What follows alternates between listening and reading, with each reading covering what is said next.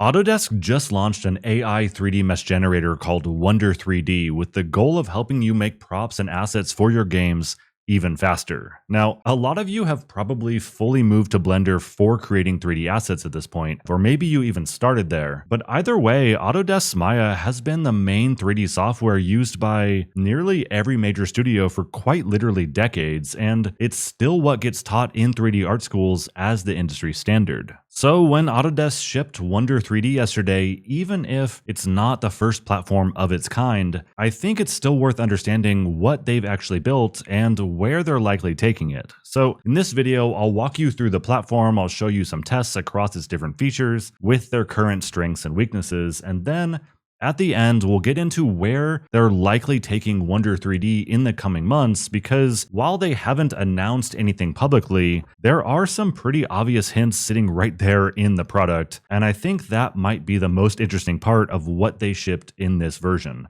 Also, if you find this video helpful as we get into it, then please don't hesitate to drop a like to let me know that you'd like to see more breakdowns like this. But for now, let's go ahead and get into it. Okay, so Wonder 3D can be accessed inside of what Autodesk calls Flow Studio, which is their standalone AI platform. And the first thing worth mentioning here is that it is completely standalone. My assumption when I first heard about this release was that it was going to live inside of Maya somehow, which is so incredibly expensive that I couldn't stomach the idea of having to pay for both Maya and this tool. But it's not. It's browser-based and it's entirely its own thing. So if you're a Blender user, you can still use it to generate your models, then download them and bring them into your existing workflow without having to touch any of the other Autodesk products if you prefer. The platform itself is split into two pretty distinct sides for now. There's a compositing and VFX side where you can drop CG characters into live footage and AI motion capture and that kind of thing, which could actually be useful for previs and early pre-production, even in a game dev context, but we won't be getting into that side of Flow Studio since what we care about in this video is Wonder 3D, which is the generative side that they just launched this week. So to get to it, you just go into Wonder Tools inside the platform, and you'll be met with three different options: text to image, image to 3D, and text to 3D. So text to image is pretty straightforward. You just put in a prompt as you'd expect, and it spits out an image using Flux as the model underneath it. And then if you want to iterate on it, you're basically just reprompting, since there isn't any real editing features yet, even though it tells you that you can edit the image, which is a bit unintuitive if you're coming over from other platforms that has like in painting and the other editing features. But either way, you prompt the image and then you can bring it over into image to 3D, which is what we care about more in this video. Now, once you're over in the image to 3D section, you can feed in the image that you just generated on the platform itself, or you can bring in your own image like I did from Midjourney, since I was able to get much better outputs over there than I was able to do in here with Flux. One thing worth flagging is it only accepts a single view right now. Some of the other platforms let you feed in multiple different angles to help the model understand what exactly is happening on the sides and the back of the object, and not having that does show up in the results when things get more complex. But what it does do nicely is it gives you 4 quick preview generations that you can look at and spin around before you fully commit to the 3D generation. Unfortunately, you can't zoom in on them, which is a bit annoying, but getting like a rough read on 4 different options before spending your credits on the actual 3D mesh is a smart way to handle it, which I appreciated. So once you pick your favorite of those 4, you can click on it, which brings up a dialog to choose your generation criteria, which is setting the poly count as either max or fixed to different counts, or setting it as adaptive, where adaptive means that the model is making smarter decisions about where to put the geometry more heavily based on where the detail is actually needed. And then you can set that adaptive target 2 different ranges, choose triangles or quads, textured or untextured, and then you can hit generate. And something here that caught my attention on the pricing side is that it costs the same 20 credits whether you generate a textured model or not, or really just 20 credits no matter what it is you're trying to do and however you change the settings, which I found a bit odd. But at 2,100 credits for $10 a month, that works out to roughly 10 cents per generation. So it is in the end pretty cheap to just experiment and iterate and see what works in the settings here. So then in my experience, it does take about 2 or 3 minutes to get the first one back. And then you have the option to either retexture or remesh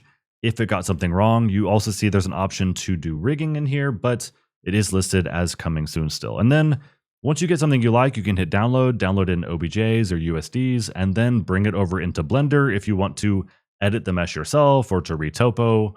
Or of course, you can directly bring it into Unreal or Unity if you're just using it in the blockout of your scene at the start of your project. Now, I did also test the text to 3D with a few prompts, including ones that Autodesk shows in their demo video.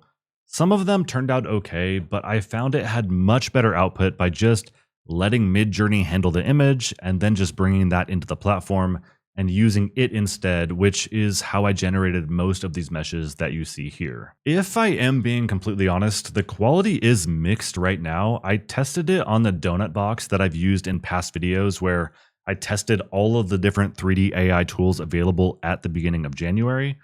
And Wonder 3D really struggled with that concept. But when I simplified the reference art, things ended up much more usable. For example, here with a more basic silhouette and version of a sci-fi crate, it did a pretty decent job. Or here I generated a few other things that you might place into the background, like these crystals here or this alien egg thing. But both of these turned out fairly solid and close to the references that I threw in here. And I could completely see myself using this workflow when I'm blocking out a scene in Unreal rather than gray boxes, right? So when I'm still trying to figure out the overall shape of things before spending time modeling everything from scratch. And given how cheap it is to generate, I think that that's increasingly becoming a completely reasonable workflow at this price point going forward. And honestly, you might be able to get away with this quality in your actual game if you're making a game that has a top-down or isometric or third-person view, or maybe it's just a smaller prop far away from your character that you'll never get close enough to actually inspect it, since I think it does hold up well enough for that, or at least it probably will soon. And with that said, I'll go ahead and drop a link in the description to all of these images that you see here and all the different meshes and the different retopology tests I ran on them. For those of you who want to check it out yourself, if you want to try to run tests with the same images, or if you want to look at the topology maybe in Blender, I'll include a link down in the description for free that you can just download and test out. But before you grab that link, one last thing that I want to mention while we're here that I think is actually interesting as to where this platform might be going in the near future, despite maybe not being the highest quality version of these models out there right now, is that if we go back into the platform and we look at the text to image, you'll see that it's using Flux image model underneath, and in image to 3D and in text to 3D, it's using Wonder 3D as the model. But each of these models is listed in a dropdown box. Now, you can't actually open that dropdown box right now, so that tells me a few things. One, they pushed this thing out knowing it was still early and underbaked, since having one option in an unusable dropdown box makes no sense from a UI perspective. But it also signals that they will very clearly be adding in other likely third-party models in the short term, which I think makes this platform worth keeping an eye on. Now, sure, platforms and tools like Tripo and Rodin are way ahead of this on generation quality, particularly for more game-ready topology. But if the play here by Autodesk is to create a platform that eventually lets you choose which model you're running underneath, that's a completely different thing entirely, and from a company that has figured out how to embed itself in nearly every major studio, it's very likely that this initial version is just the skeleton of what they plan on building and getting into these studios in the coming months alongside their other products. So with that said, if you want to give it a try yourself, there is a free plan, so you can get in and just start playing around without spending anything.